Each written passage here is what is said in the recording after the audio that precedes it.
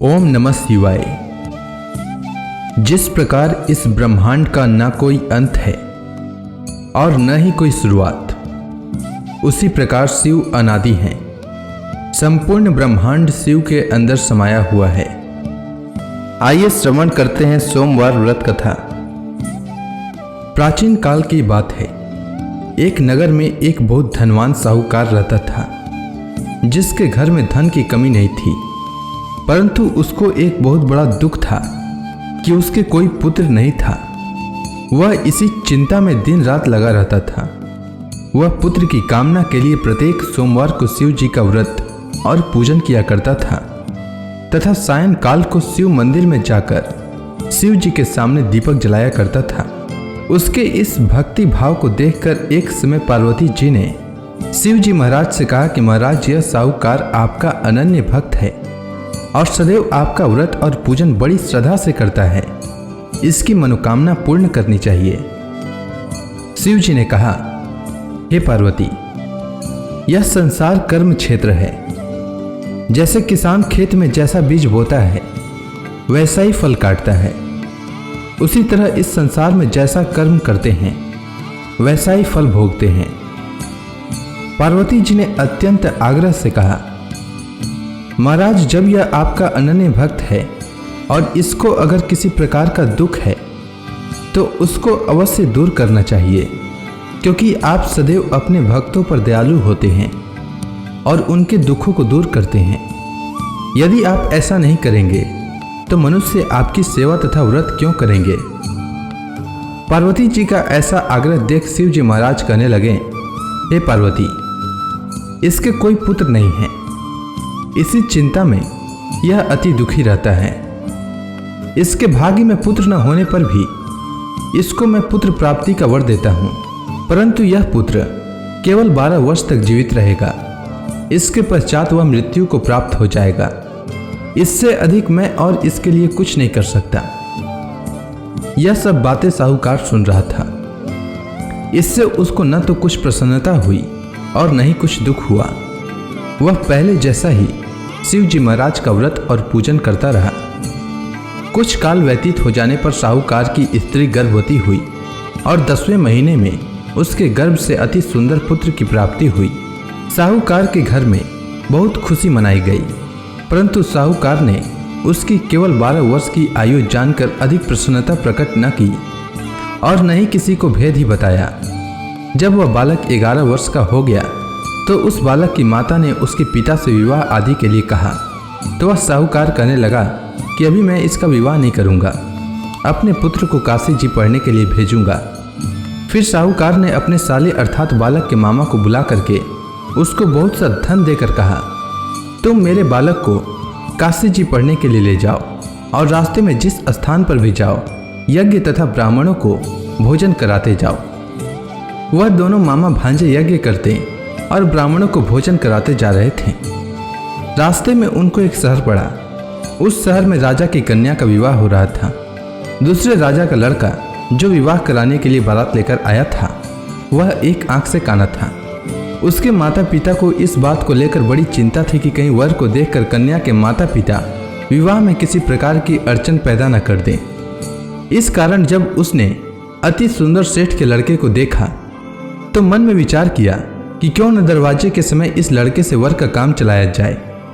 ऐसा विचार कर वर के पिता ने उस लड़के और मामा से बात की तो वे राजी हो गए। फिर उस लड़के को वर के कपड़े पहनाकर तथा घोड़ी पर चढ़ाकर दरवाजे पर ले गए और सब कार्य प्रसन्नता से पूर्ण हो गया। फिर वर के पिता ने सोचा कि यदि विवाह कार्य भी इसी लड़के से करा लिया जाए तो क्या बुराई है। ऐसा विचार कर लड़के और उसके मामा से कहा, यदि आप फेरों का काम और कन्यादान के काम को भी करा दें तो आपकी बड़ी कृपा होगी और मैं इसके बदले में आपको बहुत कुछ धन दूंगा। तो उन्होंने स्वीकार कर लिया और विवाह कार्य भी बहुत अच्छी तरह से संपन्न हो गया। परंतु जिस समय लड़का जाने लगा तो उसने राजकुमारी की चुंदड़ी के पल्ले पर लिख दिया कि तेरा विवाह तो मेरे साथ हुआ है, परंतु जिस राजकुमार के साथ तुमको भेजेंगे वह एक आंख से काना है और मैं काशी जी पढ़ने जा रहा हूँ। लड़के के जाने के पश्चात उस राजकुमारी ने जब अपनी चुंदड़ी पर ऐसा लिखा हुआ पाया तो उसने राजकुमार के साथ जाने से मना कर दिया और कहा कि वह मेरा पति नहीं है, मेरा विवाह इसके साथ नहीं हुआ है, वह तो काशी जी पढ़ने के लिए गया है। राजकुमारी के माता पिता ने अपनी कन्या को विदा नहीं किया और बारात वापस चली गई। उधर सेठ का लड़का और उसका मामा काशी जी पहुंच गए। वहां जाकर उन्होंने यज्ञ करना और लड़के ने पढ़ना शुरू कर दिया। जब लड़के की आयु 12 वर्ष की हो गई तो उस दिन उन्होंने यज्ञ रचा रखा था कि लड़के ने अपने मामा से कहा कि मामा जी आज मेरी तबीयत कुछ ठीक नहीं है। तब मामा ने कहा कि अंदर जाओ और सो जाओ। लड़का अंदर जाकर सो गया और थोड़ी देर में उसके प्राण निकल गए। जब उसके मामा ने आकर देखा कि वह मुर्दा पड़ा है तो उसको बड़ा दुख हुआ और उसने सोचा कि अगर मैं अभी रोना पीटना मचा दूंगा तो यज्ञ का कार्य अधूरा रह जाएगा। अतः उसने जल्दी से यज्ञ का कार्य समाप्त कर ब्राह्मणों के जाने के बाद रोना पीटना आरंभ किया। संयोगवश उसी समय शिव पार्वती जी उधर से जा रहे थे। जब उन्होंने जोर जोर से रोने की आवाज़ सुनी तो पार्वती जी कहने लगी कि महाराज कोई दुखिया रो रहा है, उसके कष्ट को दूर कीजिए। जब शिव पार्वती ने पास जाकर देखा तो वहाँ एक लड़का मुर्दा पड़ा था। पार्वती जी कहने लगी कि महाराज यह तो उसी सेठ का लड़का है जो आपके वरदान से हुआ था। हे महाराज, इस बालक को और आयु दीजिए, नहीं तो इसके माता पिता तड़प तड़प कर मर जाएंगे। पार्वती जी के बार बार आग्रह करने पर शिव जी ने उसको जीवन वरदान दिया और शिव जी महाराज की कृपा से लड़का जीवित हो गया। शिव जी और पार्वती जी कैलाश पर्वत पर चले गए।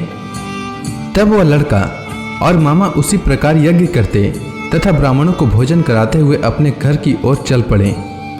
रास्ते में उसी शहर में आए जहां उसका विवाह हुआ था। वहां पर आकर उन्होंने यज्ञ आरंभ कर दिया तो उस लड़के के ससुर ने उसको पहचान लिया और अपने महल में ले जाकर उसकी बड़ी खातिर की। साथ ही बहुत से दास दासियों सहित आदर पूर्वक लड़की और जमाई को विदा किया। जब वह अपने शहर के निकट आए तो मामा ने कहा कि मैं पहले तुम्हारे घर जाकर खबर कर देता हूँ। जब उस लड़के का मामा घर पहुंचा तो लड़के के माता पिता घर की छत पर बैठे थे और यह प्रण कर रखा था कि यदि हमारा पुत्र सकुशल लौट आया तो हम राजी खुशी नीचे आ जाएंगे, नहीं तो छत से गिरकर अपने प्राण खो देंगे। इतने में उस लड़के के मामा ने आकर यह समाचार दिया कि आपका पुत्र आ गया है, तो उनको विश्वास नहीं हुआ। तब उसके मामा ने शपथ पूर्वक कहा कि आपका पुत्र अपनी स्त्री के साथ बहुत सारा धन लेकर आया है। तो सेठ ने आनंद के साथ उसका स्वागत किया और बड़ी प्रसन्नता के साथ रहने लगे। इसी प्रकार से जो कोई भी सोमवार के व्रत को धारण करता है अथवा इस कथा को पढ़ता या सुनता है उसकी समस्त मनोकामनाएं पूर्ण होती है। उम्मीद है आपको सोमवार व्रत की कथा अच्छी लगी होगी। अगर आपको यह वीडियो अच्छी लगी हो तो कमेंट सेक्शन में ओम नमः शिवाय लिखना न भूलें। धन्यवाद।